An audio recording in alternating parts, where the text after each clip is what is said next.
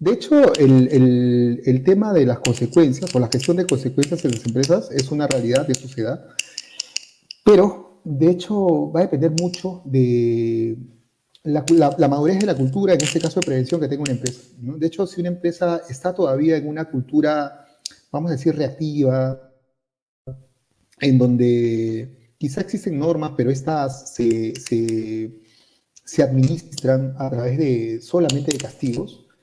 Es decir, tenemos un papel del supervisor que solamente tiene una actitud punitiva hacia los desvíos conductuales en materia de seguridad por parte de los trabajadores. Bueno, vamos a ver que va a ser una cultura, va a desarrollarse lo que Skinner llamaba pues, contracontrol, ¿no? O sea, solamente van a cumplir cuando está ahí el supervisor, pero cuando este se va, no hay compromiso, no hay lo que se llama, bueno, en el lenguaje de los psicólogos organizacionales me gusta mucho la palabra engagement, ¿no? No hay compromiso del trabajador hacia lo que tú no lo fidelizas con lo importante de las normas de seguridad para que ellos justamente puedan prevenir accidentes que podrían incluso costarle la vida, como decía mi compañero. En este tipo de culturas definitivamente pues no vas a lograr una madurez, pero hay empresas que sí logran madurar y que logran desarrollar una mejor fidelización y sobre todo los trabajadores empiezan a orientar mejor sus conductas y empiezan a entender la importancia de cuidarse dentro del trabajo, de cumplir con las normativas y por supuesto van a estar orientados a cuidarse y es allí justamente donde aplicamos los modelos como el que estamos hablando, la SBC, es decir, vamos a hacer que los supervisores, los líderes, ayuden a que estas conductas se mantengan a través de la retroalimentación. Justamente no solamente se trata de castigar o sancionar lo que es un desvío, sino que también aquellos que hacen bien su trabajo en términos de seguridad tengan un reconocimiento. Y eso es muy poderoso. El doctor justamente López Mena tiene unos artículos muy interesantes sobre las dificultades en la motivación de los comportamientos seguros a través del reforzamiento positivo. Y es interesantísimo. Porque te ayuda a entender la importancia de la supervisión, o sea, el reconocimiento social del supervisor hacia el trabajador es muy poderoso. No obstante, también pues hay situaciones en donde a los trabajadores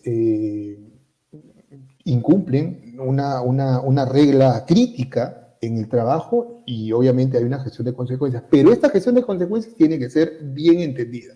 ¿En qué sentido?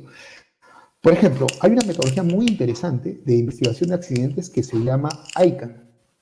Esta metodología, por cierto, es una metodología basada en investigación de accidentes en el trabajo. Uno la puede ver como un modelo ingenieril, pero lo interesante es que fue o está inspirada en los estudios de un famoso psicólogo, de James Rison, es un profesor de la Universidad de Manchester. En este modelo de investigación de accidentes en el trabajo, cuando se llega a las conclusiones o a las causas del accidente, las causas no se buscan en el acto inseguro del trabajador y que hay que sancionar al trabajador porque el trabajador omitió, no sé, bajar tal palanca, ¿no? Para bloquear tal equipo, o que el trabajador no se puso tales elementos de protección. Eso obviamente es un factor contribuyente para el accidente, pero no es el factor, no es la causa raíz de ese accidente. La causa raíz está más bien en factores organizacionales.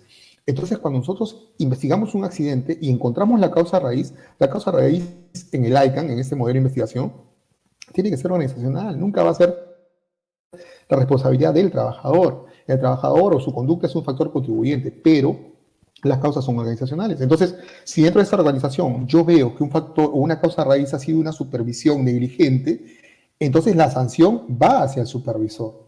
Claro. Va hacia el supervisor, hacia el jefe de área que omitió el adecuado control de su área o el adecuado control del proceso o el adecuado control de la gestión documentaria para evaluar los riesgos dentro del lugar de trabajo y no tanto del trabajador. Al trabajador se le podrá dar una amonestación, no sé, verbal, pero ese supervisor tiene que ser suspendido porque ha omitido un control crítico y es más bien ha expuesto a sus trabajadores.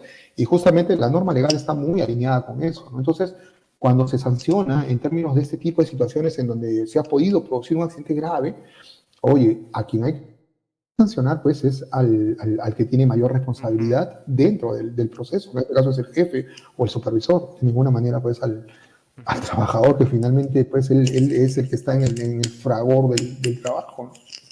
Y a su vez yo agregaría a esto, Jorge, el castigo presenta problemas desde su misma aplicación. Genera reacciones emocionales muchas veces muy difíciles de controlar, pero además, incluso en términos prácticos, es más sencillo reforzar que castigar, al menos en el trabajo. ¿Por qué?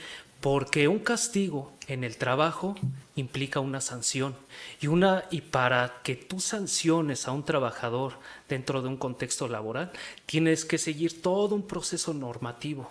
Incluso los llamados de atención, como bien mencionaste, este, están normados dentro del contrato, ya sea en México de las condiciones generales de trabajo para el sector público o del contrato colectivo de trabajo y la ley federal del trabajo para el sector privado. Bueno, la ley federal del trabajo también aplica al sector público y privado. Pero a lo que voy, eh, si, si se va a aplicar el castigo,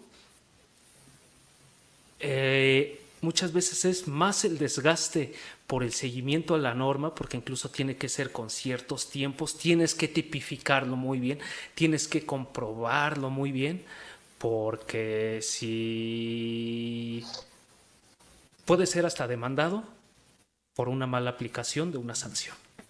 Demandado, suspendido o hasta tu título te pueden quitar. Es decir, es algo bastante delicado y de ahí que sí, si vas a aplicar algo mejor que sea reforzamiento positivo o negativo, ¿no?